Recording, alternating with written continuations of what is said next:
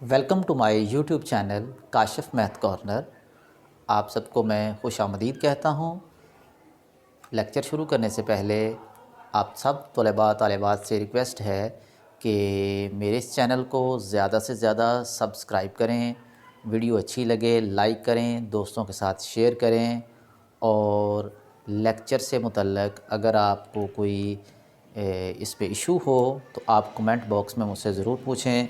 मैं इंशाल्लाह आपके कमेंट के जवाब देने की भरपूर कोशिश करूँगा। जी डियर स्टूडेंट्स, तो हमने जो इससे पिछला टॉपिक था हमने नेबरहुड ऑफ अ पॉइंट को डिस्कस किया कि नेबरहुड ऑफ अ पॉइंट क्या होता है। आज हम उससे एक रिलेटेड थ्योरम करने लगे हैं। थ्योरम क्या है उसकी स्टेटमेंट को पहले देखते हैं, उसके बाद हम उस थ्योरम को समझते हैं।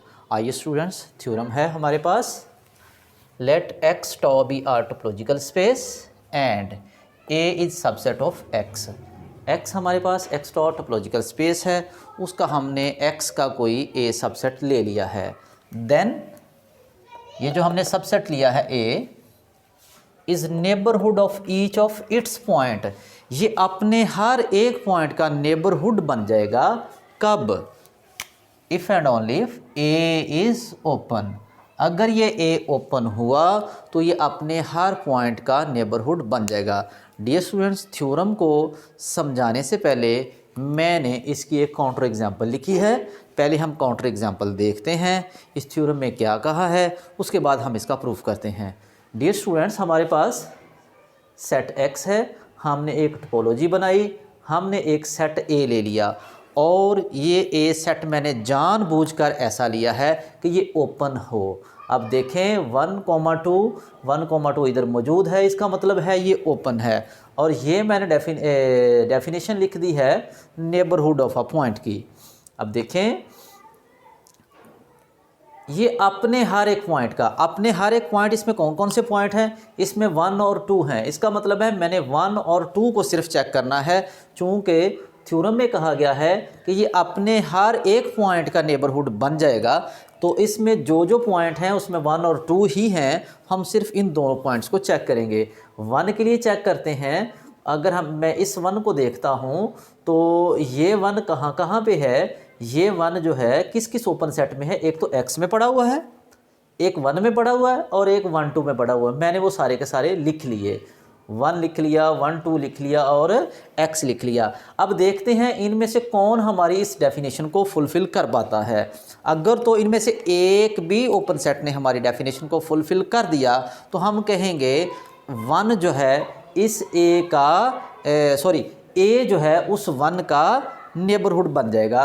For example 1 belongs to this open set and this is subset of a। तो ये बात बिल्कुल ठीक है। यहाँ पे हमें एक यहाँ पे पॉइंट मिल गया है।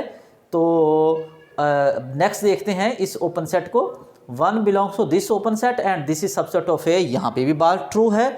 जब हम तीसरे को देखते हैं 1 belongs to capital X and this is not subset of a, तो यहाँ पे हमारी बात ट्रू नहीं होती। लेकिन परेशान होने की ज़रूरत नहीं है। डेफिनेशन में कहा गया था इफ़ देयर एग्जिस्ट, मतलब क्या है? अगर एक भी ओपन सेट हमारी बात को फुलफ़िल कर देता है तो हमारी बात ट्रू साबित हो जाती है। तो हम कहेंगे 1 जो है इस a जो है इस 1 का नेबरहुड है। इसी तरह हम 2 को चेक करेंगे, क्योंकि हमने कहा था ईच ऑफ इट्स पॉइंट, तो हम इसके 2 पॉइंट्स हैं, वो 2 पॉइंट आप ये वाले चेक कर रहे हैं। 2 के लिए कौन कौन से ओपन सेट हैं? 2 के लिए इस टोपोलॉजी में ये भी है, ये वाला ओपन सेट भी है, ये वाला भी है। मैंने वो सारे के सारे लिख लिए। अब देखते हैं इनमें से कौन से ओपन सेट हमारी कंडीशन को फुलफ़िल कर पाते हैं। 2 belongs to 2 and 2 is subset of a, ये भी कंडीशन फुलफ़िल यहाँ पे हो जाती है। 2 belongs to 1, 2 and this is subset of a, यहाँ पे भी हमारी कंडीशन फुलफ़िल हो जाती है। जब हम थर्ड वाले को चेक करते हैं तो यहाँ पे कंडीशन फॉल्स हो जाती है। तो इसका मतलब ये है अगर इन तीनों में से किसी एक ओपन सेट ने भी हमारी बात को ट्रू साबित कर दिया तो हम कहेंगे ये वाला जो a है उस 2 का नेबरहुड बन गया। तो हमने कहा था कि a is the neighbourhood of each of its point. a जो है अपने हर एक पॉइंट का, इसके अंदर जो पॉइंट पड़े थे हमने उनको चेक करना था, वो ये वाले पॉइंट हैं, 3 इसमें मौजूद नहीं था। तो each of its point if and only if A is open, अगर ए ओपन होगा तब ये सूरत हाल हो सकती है। हमने देखा इसमें 2 पॉइंट्स पड़े थे, तो ए उन दोनों पॉइंट का नेबरहुड बन गया। अब इसको थ्योरम की फॉर्म में कैसे देखना है? थ्योरम है, सपोज हमने डियर स्टूडेंट्स ये इफ़ एंड ओनली इफ़ से है, तो पहले हम ये करते हैं कि हम इसको मान लेते हैं कि ए जो है वो अपने हर पॉइंट का नेबरहुड है और ए को ओपन प्रूफ करते हैं। हमने मान लिया suppose A is neighbourhood of each of its point, यानी कि हमारे पास ये वाली सूरत हाल है, ए अपने हर एक पॉइंट का नेबरहुड है। अगर ऐसा है तो we are to show that A is open, तो ये हमारा टारगेट है, हमने ये शो करना है कि ए जो है वो ओपन है। तो डियर स्टूडेंट्स मैं उस ए में से कोई एक पॉइंट ले लेता हूँ, जैसे फॉर एग्जांपल ये ए था, हमने 1 और 2 को डिस्कस किया, 1 को किया फिर 2 को किया, तो मैं यहाँ से एक पॉइंट एक्स ले लेता हूँ। देन देयर एग्जिस्ट, अच्छा इसको करने से पहले मैं दोबारा से यहाँ पे आता हूँ। हमने 1 लिया, तो 1 के अगेंस्ट हमें ओपन सेट मिल गया, हमें 1 की बजाय 1 2 3 ओपन सेट मिल गए।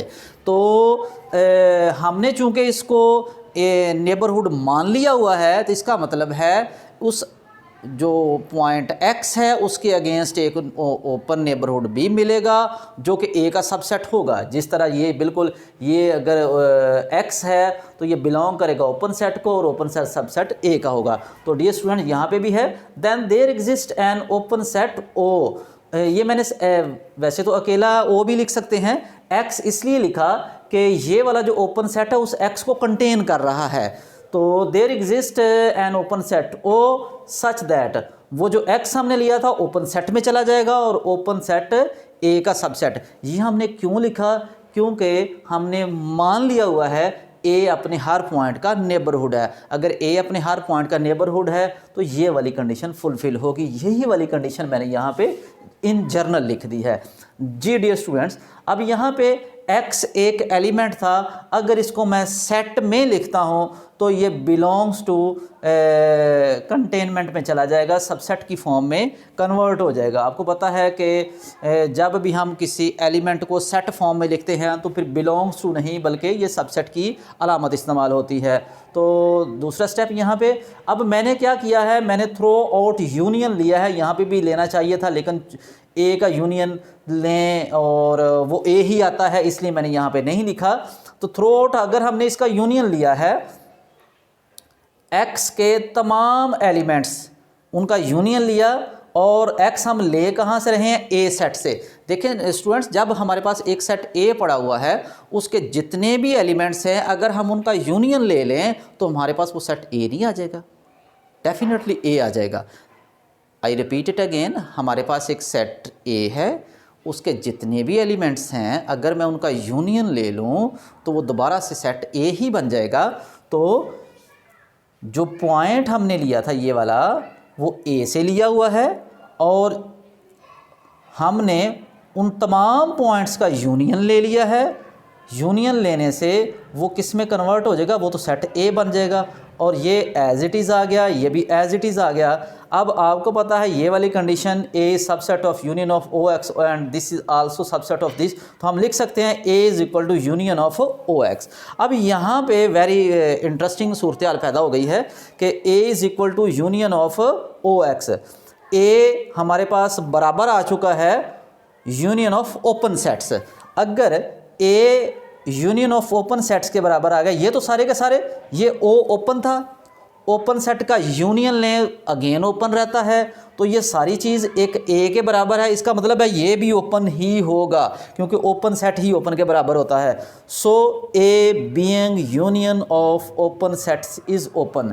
तो ए जो है चूँकि वो ओपन सेट के यूनियन के बराबर है, सो इट सेल्फ ये ओपन होगा। तो ये हमने साबित कर दिया।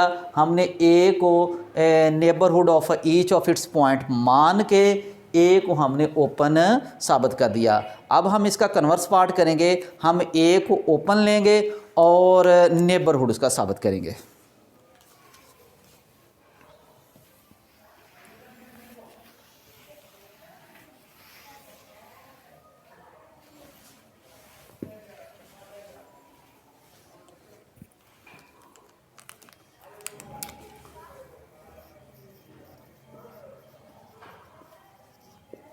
conversely,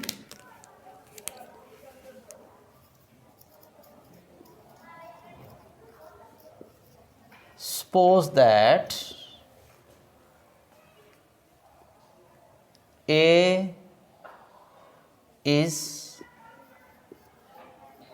open। हमने अब A को ओपन ले लिया है, तो हमने प्रूफ क्या करना है? We are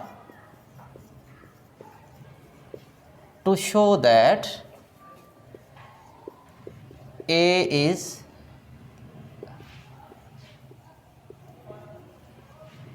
neighborhood of each of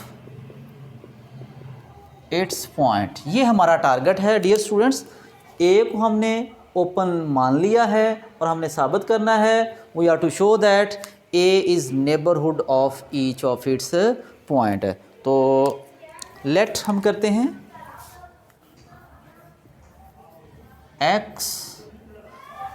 x में से हमने एक पॉइंट लिया है।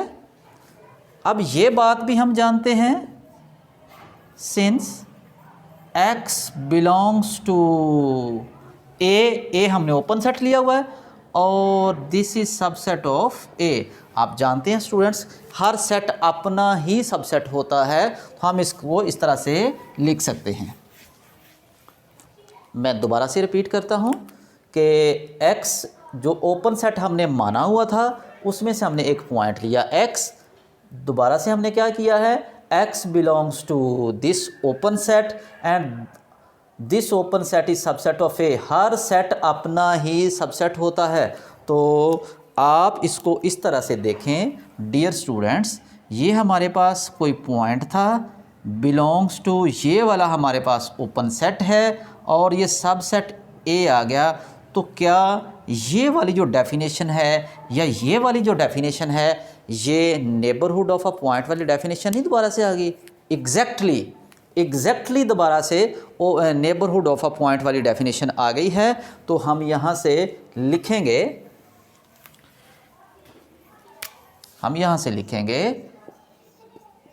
ए is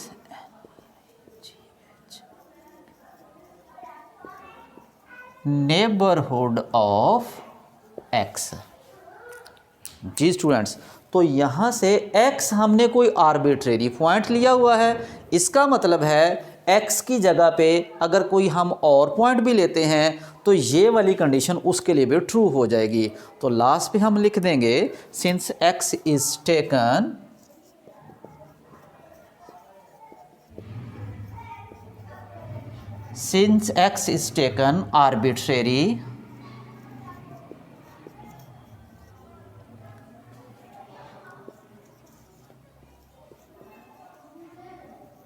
arbitrary element of A, so it is true,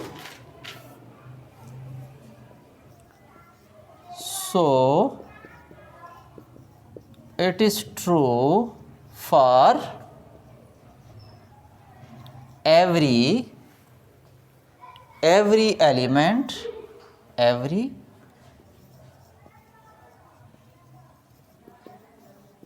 element of A। Thus we conclude that, जी students, thus we conclude that आपने ये वाली दोबारा से बात नीचे लिख देनी है कि